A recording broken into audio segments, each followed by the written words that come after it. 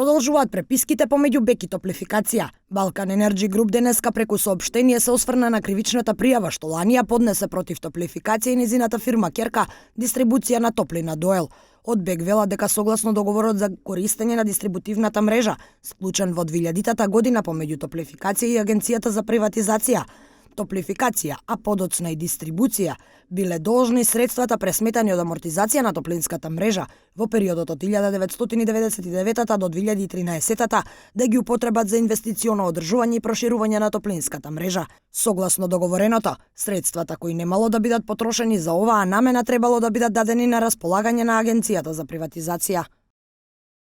Фактот дека парични средства не се пренесени на Агенцијата за приватизација и АДСДП е потврден и од АДСДП кои пријавија побарување во стечајна постапка на Топлификација АД во висина од 9,8 милиони евра, бидејќи како што е наведено во пријавата, Топлификација АД им го должела наведениот износ поради неисполнување на обврски од договорот за користење на дистрибутивната топловодна мрежа.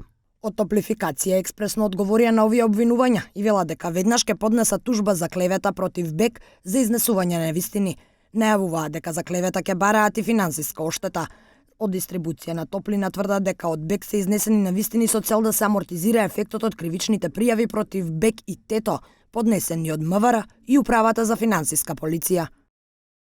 По 2003 година функцијата на контрола и определување на цената на топлинската енергија ја презеде Регулаторната комисија за енергетика. Од тој период контролата на извршувањето на предвидените финансиски обврски на носителите на регулирани дејности помина во надлежност на оваа институција.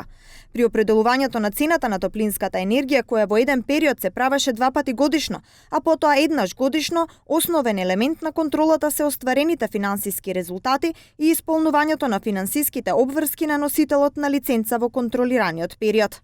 На сметка на БЕК веќе има голем број обвинувања, не само од засегнатите компании, туку и од оштетените граѓани со обврската да плаќаат и исклучените од парно. Откако истражните органи почнаа да поднесуваат пријави против БЕК, ТЕТО и членови на регулаторна, трите засегнати компании го засилија своето присуство во јавноста во обид да докажат кој ја причинил штетата.